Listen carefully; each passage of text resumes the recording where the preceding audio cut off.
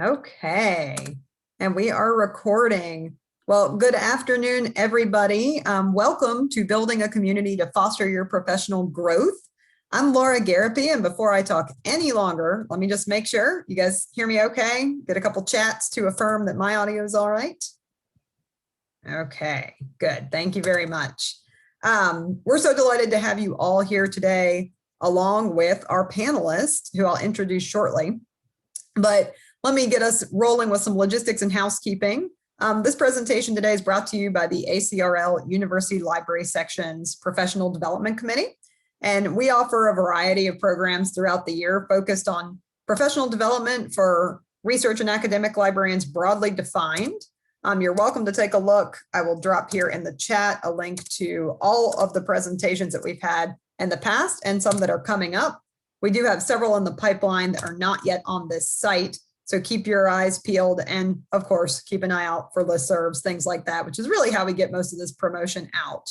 I'm one of the co-chairs of the committee, and today with me, I also have my colleague Mo Chakraborty, and we'll be helping moderate the session today. And we're really looking forward to your engagement. The session is being recorded, as Lois from ACRL said. And after the session is ended, we will be sending out a link with the video, slides, and any other supplemental documentation to everyone who registered for the program, whether they were able to attend today or not. The program will be an hour total today, including time for questions. And you're welcome and encouraged to please add questions into the chat box throughout the presentation today. My colleague Mo will be collating them and will be prepared to read them out to our presenters at the end of their presentation. I know Lois mentioned this, but I just want to reiterate because it's a little bit of a Zoom feature, not a bug. But if you are putting things in the chat box, please do make sure that you are sending them to all panelists and attendees. It tends to default to all panelists. So that will ensure that everyone can see what you're asking. So again, all panelists and attendees. At the end of the session, you'll also see us drop in a link to a brief evaluation in the chat box after the Q&A session. So please do take a few moments to give us and the presenters some feedback on their session today. But with those announcements out of the way, I'm very happy to officially start today's program, Building a Community to Foster Your Professional Growth. I'll briefly introduce our four presenters who we just can't thank enough for taking the time today to share their expertise and knowledge. And then they can more fully introduce themselves as they see fit while they're presenting. Zary Kamarei is the Director of Library Services for the Taylor Health Sciences Library at the Arkansas Colleges of Health Education.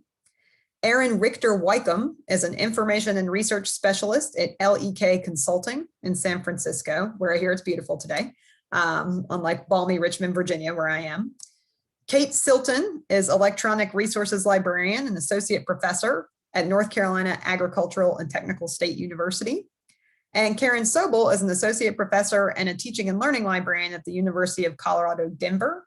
She also directs the university's Center for Faculty Development and Advancement, which houses a very active faculty mentoring program. So without further delay, let me thank our panelists in advance one more time and hand it over to them. And I believe, Karen, you're kicking us off, if I recall. I am. Thank you so much, Laura, Lois, and Mo. And thank you all for attending today. I'm really honored to be here with all of you, and especially with three of my favorite research and academic librarians, Zary, Erin, and Kate. They've all been great colleagues and friends over time. And you'll notice throughout the presentation, we also work at really different institutions. We're in 4 different states, and you'll get a really wide range of perspectives from us. So the inspiration for this presentation comes from a couple of other ACRL online workshops that I've co-presented in the past few years.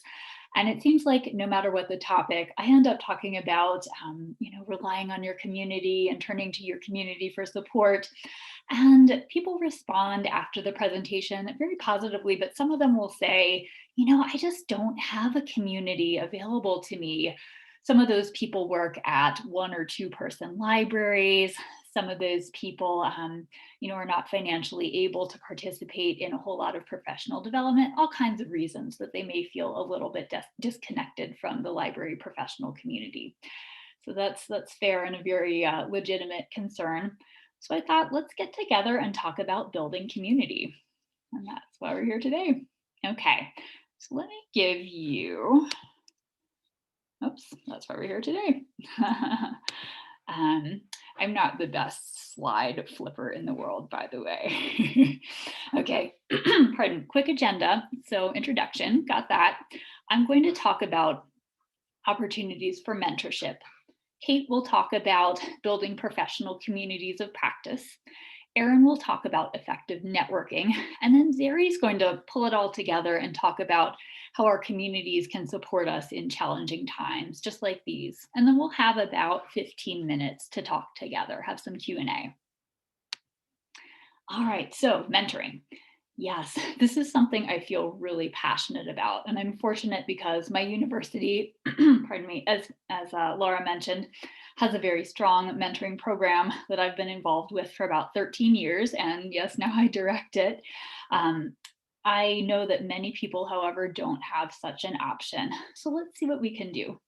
I'm going to talk about a couple things: seeking out existing mentoring programs, asking someone to be your mentor, and then alternatives to traditional one-on-one mentoring.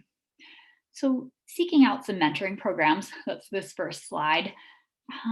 A number of, oh, sorry. I was going to say first, I'm guessing that since you're here today, you're probably an academic or research librarian, and you might not be, but no matter, much of this should apply to you. Many career mentoring options are available through professional organizations. I was looking through ALA's offerings, and there are quite a number of them now. That's wonderful. I provided a link, and you'll have these slides later so that you can see the many ALA options. So those are a number of good ones right there. Many state and local library organizations are starting to do more and more mentoring. Another option. And, with the massive increase in remote work and so forth and the pandemic situation, it's really become so normal to ask someone from across the state or across the country if they can Skype with you now and then.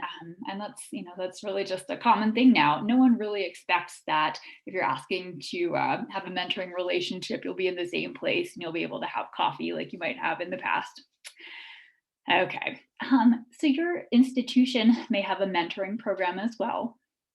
And I just wanted to point out, be open to programs that aren't just for librarians. Maybe they're open to faculty or to all employees across your organization, and you can get amazing perspectives from people who are outside the library. So that's definitely something to consider.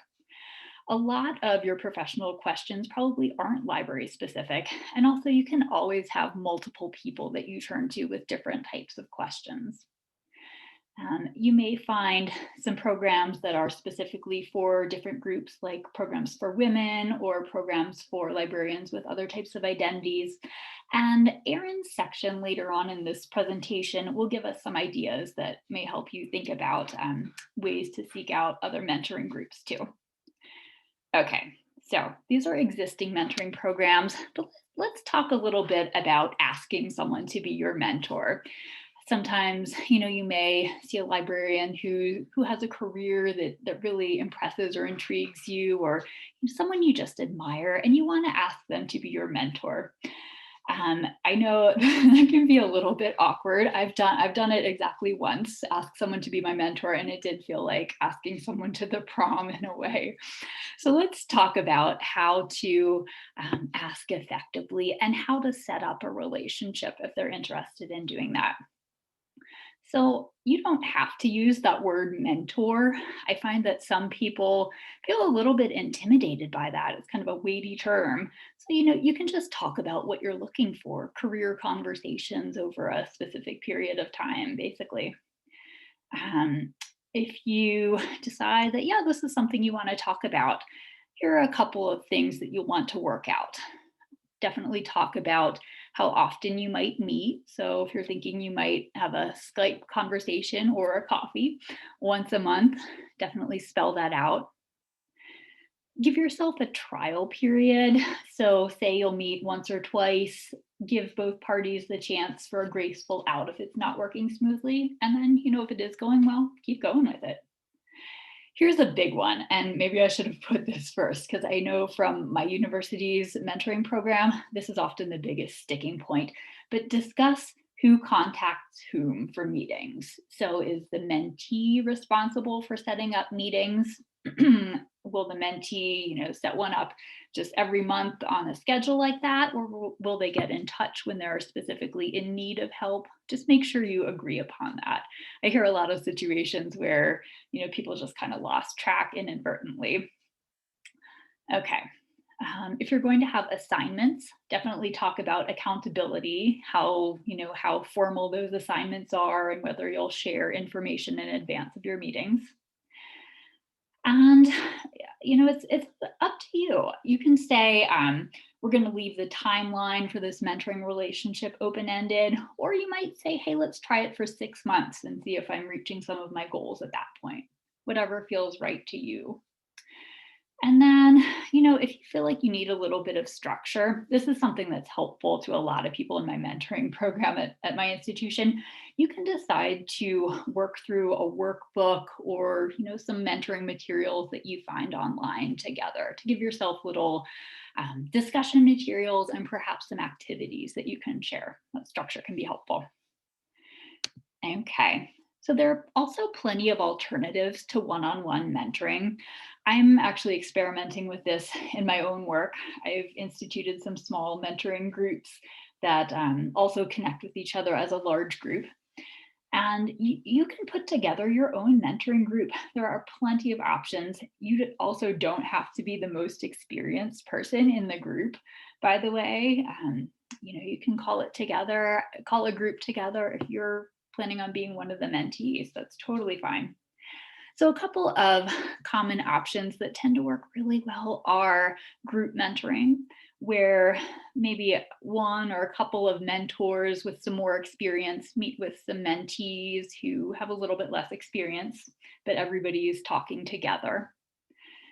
That's one option. Peer mentoring, where you have a partner who may have a similar level of professional experience to you, and you help each other on your journey. And then forming a group, so kind of another type of group mentoring, forming a group that focuses on a specific topic. You all find learning experiences together and you hold each other accountable. You share your progress and bounce questions and challenges off of each other. Okay, I'm going to pass this on to Kate to hear about creating communities of practice. Kate. Hi there. Where Karen left off talking about group mentoring is a really great segue into this topic. And this is, to me, a relatively new research interest of mine. And I think I was always really intrigued by this concept without knowing kind of the formal definition of communities of practice. You see it thrown around a lot. So I'm going to start off by situating this with the definition of communities of practice. So this concept was coined by the educational theorist Etienne Wanger-Traynor in his book, Situated Learning. And it came out of a study of apprenticeship. We usually see apprenticeship as a two-person relationship, perhaps like a mentor-mentee relationship between an expert and a novice, but it's actually more complicated than that. It's more of usually a more complex relationship involving multiple people, involving the master, journeymen who are on their way to becoming masters, and other apprentices, and they together form a living curriculum for the new apprentices. Wanger-Traynor and his colleagues say that once they coined this term, they began to see it everywhere in a variety of different contexts. So the definition that he provides, it's in addition to in that book, he has a lot of really great information about communities of practice on his website. The definition that he provides is communities of practice are groups of people who share a concern or a passion for something they do and learn how to do it better as they interact regularly. And a community of practice has to have 3 different characteristics to differentiate it from any other group or club or network. So they have to have a shared domain. They have an interest in and a commitment to the same area of practice. There has to be a community, some kind of group activities and engagement. The people in a community of practice are learning and growing together. and they have to have a practice, which differentiates it from just a community of interest. It involves sustained interactions and the creation of a shared repertoire of knowledge. Can I have the next slide, please? Thanks. So communities of practice can be created within or outside of formal organizations. You see them in professional organizations. For instance, in libraries, we have a lot of working groups and interest groups within our professional organizations like ALA. The division of ALA, formerly known as LAMA, I think it's now called CORE, has communities of practice that are actually labeled this way. Outside of ALA, we have other groups within our profession that are organized around a specific area of practice. I'm an electronic resources librarian, so things that come to mind to me are groups like the North American Serials Interest Group, NASIG, and Electronic Resources and Libraries, that these may be considered communities of practice. However, they don't have to be formal or even intentional. A community of practice could be a group of practitioners doing the same work who eat lunch every day and talk about how to do their jobs better. So along those lines, you don't have to know that you're in one to be in one. But once you're aware of the framework, you might realize that you are actually part of one, or that you're part of a group that has the potential to become one. Next slide, please. And I apologize for background noise. I'm working at home and my dog is very upset about something. Activities that a community of practice could engage in. All of them do some kind of knowledge management work, but they can do a variety of different things. One thing that they can do is problem solving. All of us in this group have this particular problem. Let's figure out how to solve it together. They can engage in coordination and strategy. How can we take action together to improve our practice? They can seek shared experiences. I'm experiencing this thing at work. Has anyone else experienced it? How did you deal with it? Repurposing assets. I do some work with open education, and we see this one a lot in that space, creating objects and sharing them so others can use them and adapt them. Building confidence, using your community as a sounding board. I have this idea, what do y'all think would this work? And then documentation. So we've all solved this problem, let's write about it so others can benefit. And these are just a few examples of ways that a community of practice could work. The next slide. So you want to be in a community of practice. You can look at your existing communities and relationships to see if you already are in one, or you have an existing community that you could turn into one. Your conference friends, who do you hang out with when you go to conferences and what do you talk about? That's how I met Karen, actually, at ALA many years ago. Alumni networks, your classmates are your first colleagues. I got advice from a professor when I was in library school that that you should really think of your classmates this way, because you may be working with them in 10, 20 years. They're kind of your first professional network. Facebook and other social networking groups. There are lots of those for libraries and for a variety of other things that could be communities of practice. Your coworkers, the people that you work with every day, you could create a community of practice. I see in my own library different activities and groups that we engage in that, if we really look at them, are probably communities of practice. And then other professional networking groups. The next slide, please.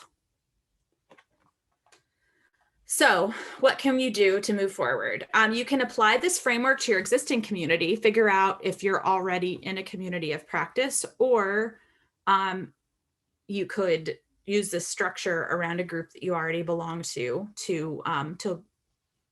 learn together.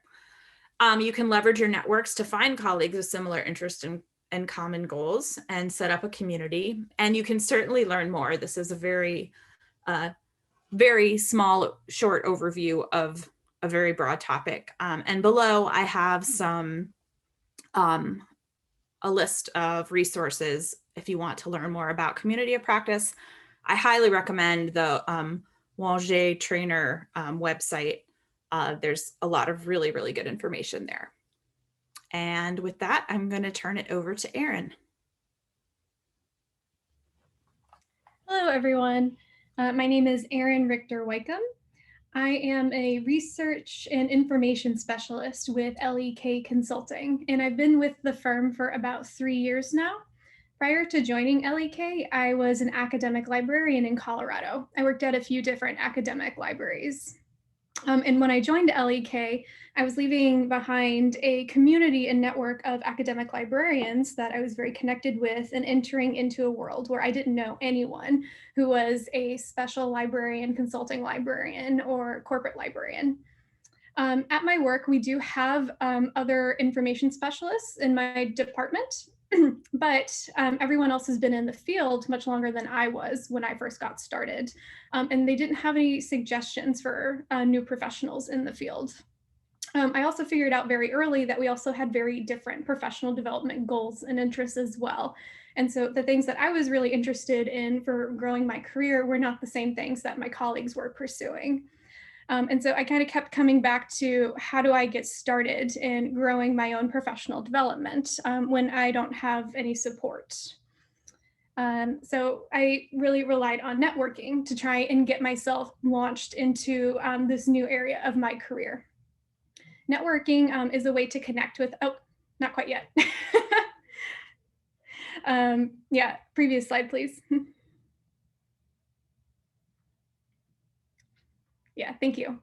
Yeah, so I was just going to go over real quick. Networking is a way to connect with other individuals in the community, but also with other professionals with similar interests and experiences.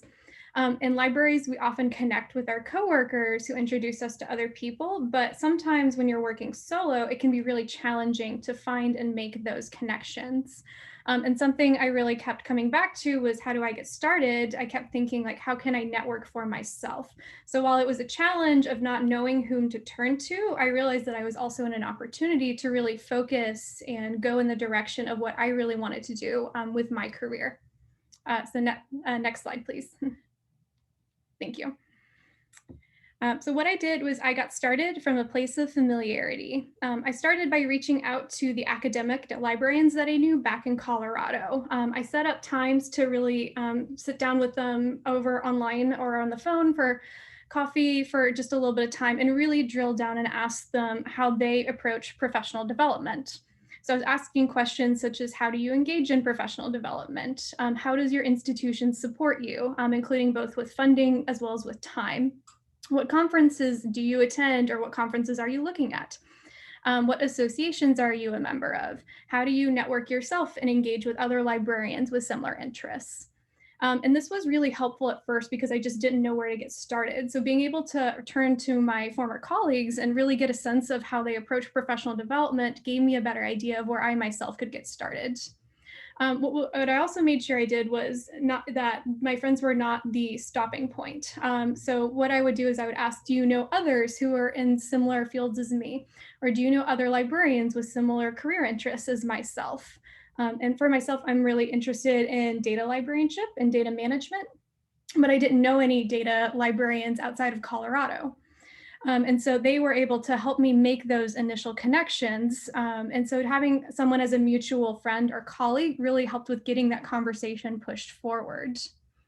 In addition, I also found that everyone had similar themes on suggestions that they gave me, which included looking at associations. So everyone suggested that maybe I look at SLA, Special Libraries Association, but I personally don't do well with the larger associations because it doesn't feel very personal to me.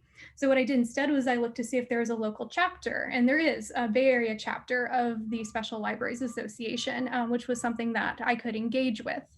Additionally, conferences were a very common theme that came up with suggestions for networking. So that's something that I was trying to get a little bit out of the ALA ACRL conferences and start to look at what local conferences were here in San Francisco that really matched with my own interests. And listservs, and such as like the Business Librarian listserv, and classes were something that often came up. And this also, it wasn't something where they just pointed me in this direction, but something where they helped me with finding those listservs and classes as well. As one just example, someone suggested I look at the National Library of Medicine, who offers a lot of free classes online in data management. And even though I'm not a medical librarian, and that's not something that's a part of my work, learning about data management in that capacity has been really professionally good for my career, because it really is something that I've been able to apply to my own professional development and my work at LEK. And so there's lots of different avenues for getting started with networking with all of these different areas. And it's also a mix of being passive and being more proactive in what I would be most comfortable with. One other suggestion was to continue to try networking through social media. And I tried Twitter, Facebook, and LinkedIn. And I know this works really well for a lot of people, but for me, I realized that although I was really putting in a lot of effort to get to know people through LinkedIn and Twitter and Facebook, it just wasn't something that I ever got very comfortable with. So something that I really want to also emphasize is that if there's a networking tool you don't like, you don't have to use it. And so while I really recommend trying everything at first, because you never quite know what's going to work well for you or what you really might find is a really great avenue for the way that you can network. If you try something and it's just not working, you can leave it behind. It's not the only tool available to you. Next slide, please.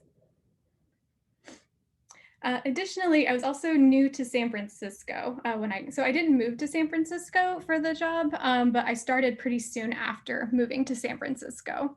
And so something that was, I didn't have any professional connections at all in San Francisco or the Bay Area. I didn't know any librarians or any research specialists. So what I first did was, when I first moved out here, was I began just by asking friends here if they knew anyone in San Francisco or the Bay Area with similar experiences or interests or skills as myself. And so they were helping me again with kind of making those initial connections. And so a lot of my friends put me in contact with data analysts and data scientists out here, and there's a ton of them in the Bay Area. And so having a friend reach out to make that connection meant that we were actually able to connect and meet up.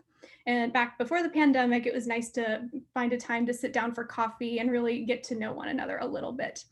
And as someone as myself who's really an introvert, this was really challenging for me to push myself outside of my comfort zone, to me meeting people face to face in an entirely different field as myself.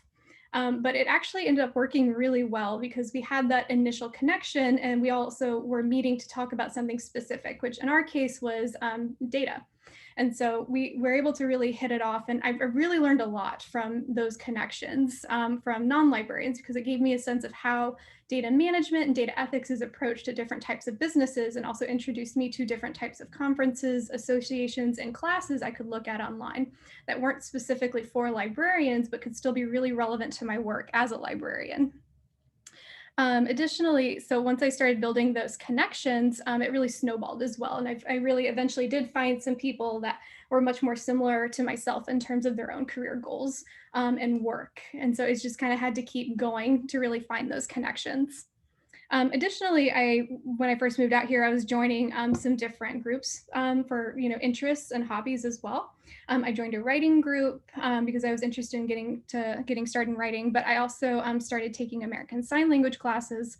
And just last year, I joined some different social justice groups. And this ended up being really important to me, because I realized that social justice is something that's really important in my work, and I wanted to find ways to be a better ally as a research and information professional to my colleagues. So making these connections outside of necessarily professional work really influenced my professional work. And so it was kind of unexpected, where I was really able to learn a lot from these other professionals. And especially with social justice, I was learning a lot about how they approach supporting their BIPOC colleagues at different types of businesses and nonprofits, at corporations, at these big tech companies, what wasn't working, what was working. And I was able to apply that myself to my role at my company as both a colleague to my BIPOC coworkers, but also to my role as an information professional. So I really do encourage you to find other avenues to make those connections, because it really can come back and be incredibly influential in your own work. So to wrap up, try everything, but don't force yourself to do something if you don't like it. For example, with social media, if it's not your forte, you don't have to keep pursuing it. And also people can really surprise you. At first I was kind of nervous that people were going to have a lot of assumptions about my work as a librarian, but I was really surprised that people were very open and learning from me what my work was, what I was interested in, and we were able to really find a lot of intersections of interest and work, which was really amazing. And next up is Zary, who is going to be speaking about how our communities can support us during challenging times. Hello, everyone. I'm Zary Kamarei, Director of Library Services at Arkansas Colleges of Health Education. This is a new job. I've been in this position for the past 9 months. Before that, I was the Director of Science and Engineering Libraries at University of Rochester in Rochester, New York. So I'm going to connect everything that my colleagues just talked about. How can our communities support us during these challenging times? Mentorship traditionally has been defined as an older seasoned worker helping a new worker to learn the ropes. I'd like to argue that currently that's not true. One can intentionally select professional communities that one is comfortable with, and even select mentors within that community with mutual trust. And you can always consult with them about your professional growth or whenever you need to for difficulties that you may have in your job. A senior librarian can learn a great deal from junior librarians. For example, in my previous job, we had a vacancy, and in addition to traditional ways of advertising the position with many of my early career colleagues, based on their recommendation, we started tweeting about the position and engaging with those who responded to our tweets. Many of the applicants were those we engaged with during our tweeting session. There are 2 lessons in this experience. First, learning from early career librarians. Second, we engaged the community to find candidates for our open positions, engaging with the early career librarians that in this case became a community of practice, taught me different ways of looking for candidates and forever changed my views about the way we marketed our open positions. Turn to your mentors and communities of practice during a crisis and turn a bad experience to a professional growth. Here are some examples of when to turn to your community of practice and to your mentor for help. If you're working in a toxic environment, I'm sure all of us, if you've worked as long as I have, you've experienced that.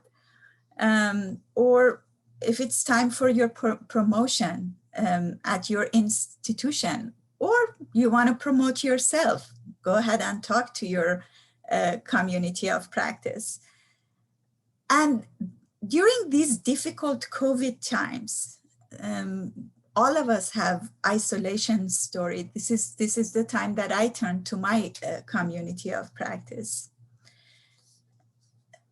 Don't isolate yourself. Continue your professional activities in library organizations, because if work isn't making you feel good for one of the reasons mentioned here, your activities and the attention from colleagues outside of your organization will make you feel better. I never feel alone with my community of practice. Receive guidance and support in your development. Look for colleagues you trust who've had similar stories. Learn from them and come up with plans for yourself. To come up with these plans, observe the activities of the mentor within their job role. As Karen said, particularly if you know somebody you're really impressed with and you say, okay, when a few years down the road, this is what I want to do. This is the path I want to go to. So, talk to them, get into discussions of how they got there, and how you can plan your goals. Investigate and develop career goals for yourself based on these discussions. Get direction and advice on participating in activities to further your career path. For example, what committees you can become involved with, what volunteer activities you can involve with. All these activities hopefully will further your career development. Get advice and feedback on your resume building and your cover letter development, because if that's the path you want to go, the search committee who's going to read your cover letter and your resume, you are presenting yourself essentially in 5 minutes on your resume and cover letter. So learn what they did to succeed and go on that path. And even if there is no crisis and you feel that it is time for promotion, as it has happened to me many times, if your institution is not promoting you, talk to your mentors and with them figure out what direction is the best way to go. Remember, 2 or more minds work better than yours alone.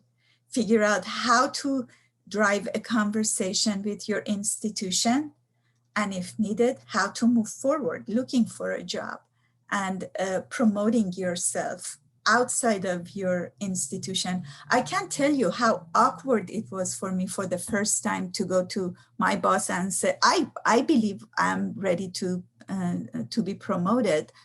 That was very awkward, and it really helps to talk to colleagues who have done it.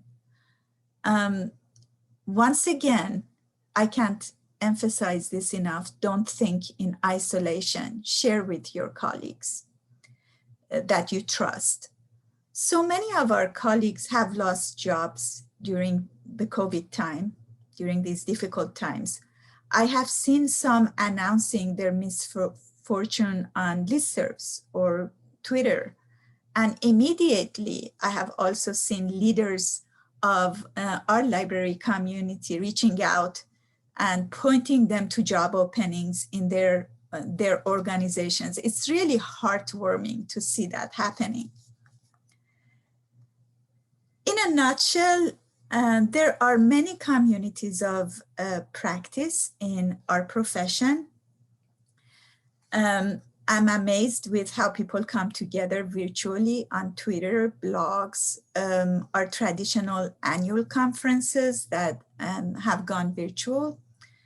But at this point, I like to give you, the audience, the floor to have a discussion with us and share your experiences with us and ask any questions you may have.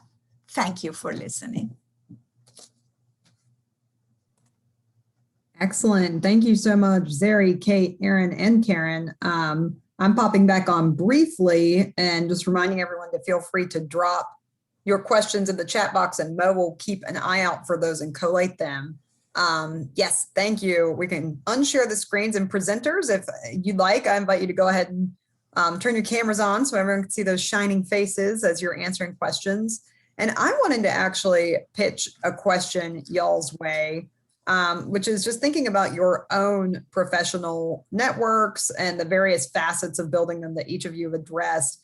Do y'all have a particular kind of what you consider a success story, like one of the most enriching experiences you've had in the course of your own network building, and kind of how you scored that, like how you got there? I think the diversity of what like a strong professional network can look like and how they can enrich your life would be really interesting for the group to hear. So I started by being a physical sciences subject specialist, and my community was the Physics, Astronomy, Math division at Special Libraries Association. And that community is a very, I wonder if there are other members of the community in the audience, but it's a very strong community, one that people help each other. and they put together talks based on the interest of their members. And so I have benefited by being a part of that division and also by being in touch with publishers. And believe it or not, sometimes even publishers have helped me in my professional growth, at least in one job that I applied to. One of the publishers was, was my reference. And I learned a great deal because they were talking to academic institutions. I have also, there was a library director that I really aspired, was inspired by her career. And so I just reached out and talked to her, and I asked her if we could meet and if she could be my mentor. So that was a very rich experience. It was intimidating to start the conversation, but I talked to myself and I gathered the courage and I did it. And I actually went her path, just kind of followed her path. I've also been a mentor, and I want to tell you that as a mentor, I have learned more than my mentee. I learned so many things from the person I was mentoring. Thanks, Zary. Other panelists want to share?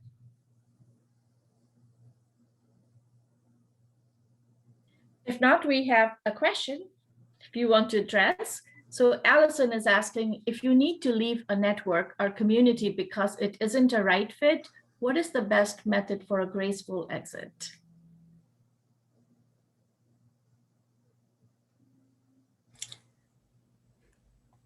That's always hard, isn't it, to end a relationship like that? I think it's really important to remember that even though you might be leaving that community at this time, you will probably encounter these people again in your professional life. And it's really important not to burn bridges and keep things as collegial as possible. That said, it's okay to have boundaries and to stop doing things that aren't serving you at that time. So I think to be honest, but not overly, not overshare necessarily, but to kind of set a boundary and let them know that this isn't a good fit at the time. I think that's a pretty graceful way to let others know that that you need to leave. Just like leaving a job, whenever I leave a community, I write a tiny little blurb about the benefits that the group has given me, and say goodbye and why I'm moving on, because no one stays in a group forever.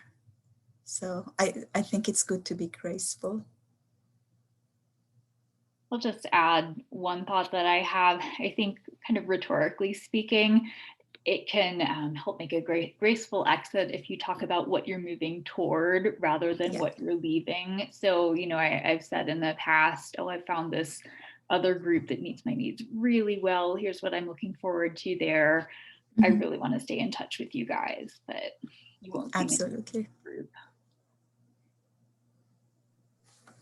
Yeah, I have all the same advice and information. It really helps to set boundaries with yourself and your time, and thinking about what is it that's most important for you to allocate your time and energy towards. And I think everyone, for the most part, is in the same boat. And as long as you're leaving from a place of positivity and you're communicating that and being saying that, make sure you're communicating that you're thankful and grateful for the time that they have already invested in you and your learning.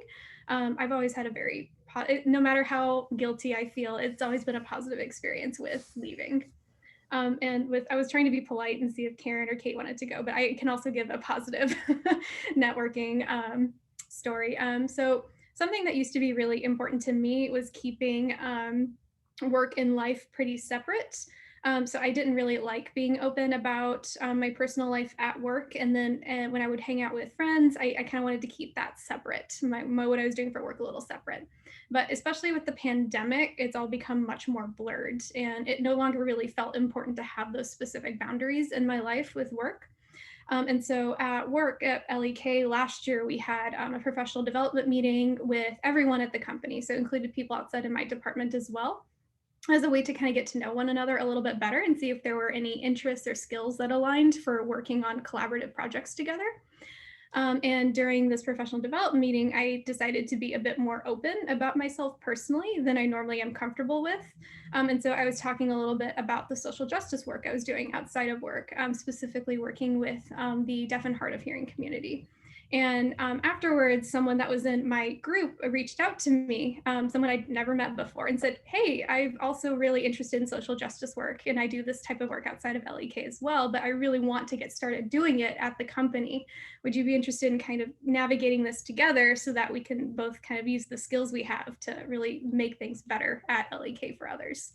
And so for me, it was something where normally I'm very uncomfortable being a little bit more open, and it really paid off just taking that risk. And I'm now fantastic, like the colleague and I are like fantastically close with one another. We meet every month to talk about social justice. And we've actually been working on a lot of initiatives at the company that have been, I think, pretty successful, especially as allies to the BIPOC community. So it's something where I feel like it's just being a little bit open can sometimes really pay off.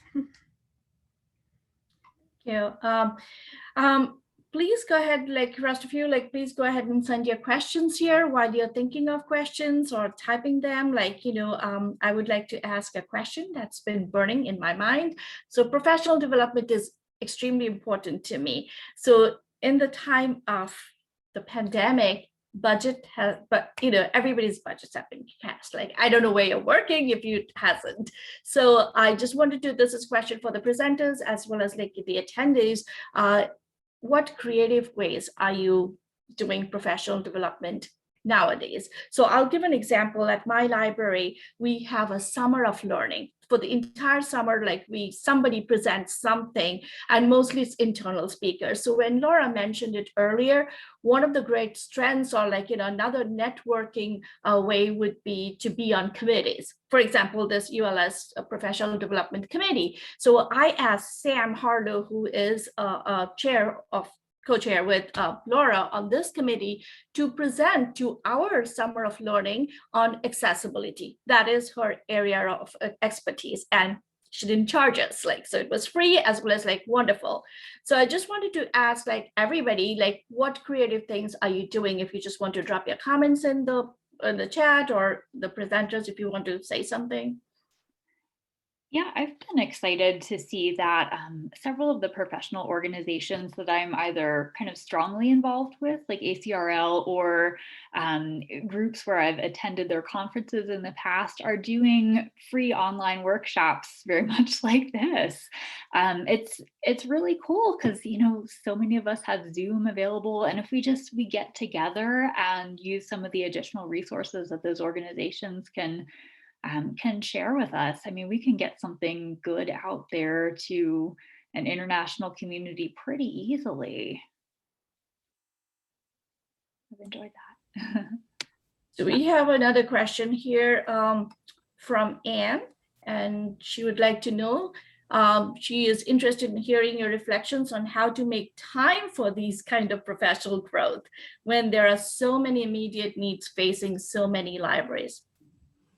Very relevant. Yes. Where is that time? So what I have done in our library, first of all, we've acknowledged that we don't have enough people to do everything. We have prioritized what has to get done, and professional growth and learning is one of those areas that we've identified it is essential for us to learn as we are serving our community, our academic and research community within the organization.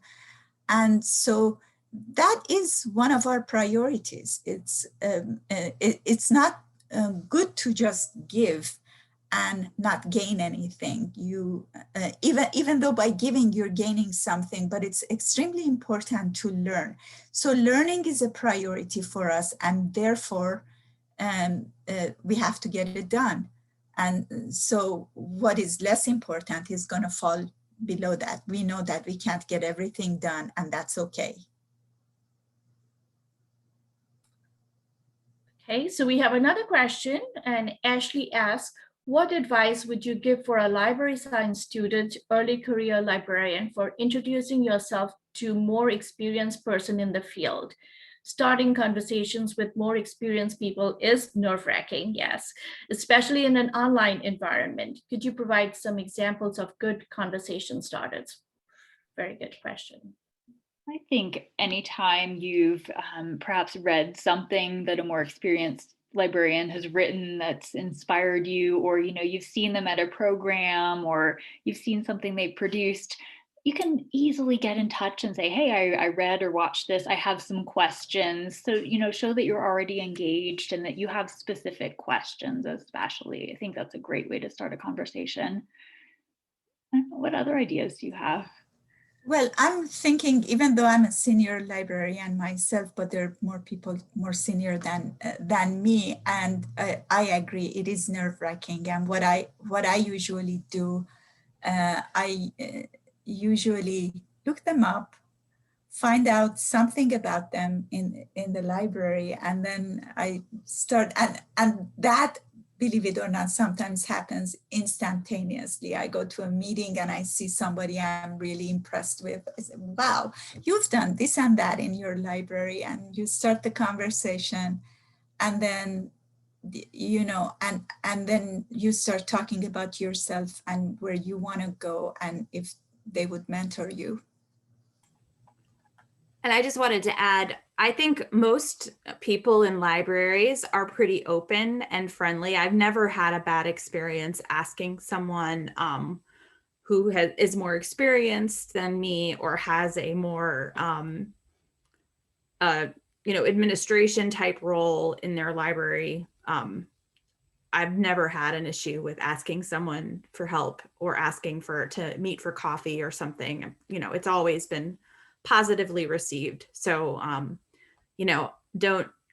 don't go into the conversation assuming they're going to blow you off, because that does not typically happen, I don't think. Absolutely. I was going to say that, like, being in the field for a long time, we actually love to be asked. Like, you can't, like, and it never hurts. Like, if I say, hey, Karen, I really enjoyed your presentation, that's a positive thing. Like, of course I'm going to respond to you. So yeah, don't, like, just be brave and just ask. So at this point, like, keep the questions coming. Most likely we have time for another question, but I also wanted to give a chance to the presenters. If you want to address anything else, any last minute thoughts.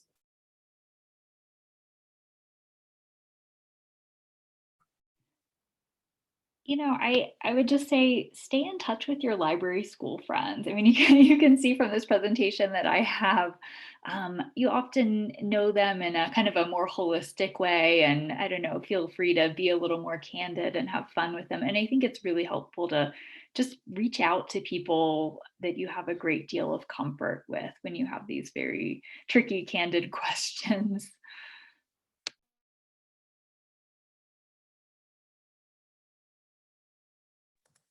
Any other portions of questions that rolled into y'all that you had something on the tip of your tongue, but we got distracted by another question? You guys feel like you got to cover those? I was just going to say, if anyone wants to talk to me, you don't need to start a conversation starter. You can just start talking about your experiences, and I would love to listen. So Ashley, now you know so many people. All of us are willing and able to ask away. Well, if there are no more questions rolling in, we will like try to do the thing where we actually let people get to the restroom and things for their next meeting. I do see it looks like someone might have a raised, nope, never mind. That was me looking in the little icon in the wrong place. So we'll make sure that you all have time to scurry to your next meetings. But let me take another opportunity to thank the presenters so much for taking the time today, sharing their expertise. I think especially as Zary, you pointed out, especially in such an isolating time due to the pandemic, keeping those networks strong is critical. I also want to give a special shout out to ACRL, Lois Sharp and Lauren Carlton in particular, who are always working with us behind the scenes to make sure these presentations go off without a hitch. I've dropped the brief evaluation in here once. I will drop it again momentarily. Please do take a moment to fill that out and be on the lookout for an email with the recording, supplemental docs, and slides sometime in the coming days. And with that said, thank you for coming, and I hope everyone has a great day. Thank you. Thank you. Bye. Thank you. Thank you. Thanks, y'all. And presenters will be in touch soon. Since we have that situation that all the attendees can hear us chat, we tend to just kind of wrap and reconvene later. So thank you again so much, y'all. Also, fabulous backgrounds. Erin, I really love your bookshelf. Thank you. Take care, y'all. Bye. Bye.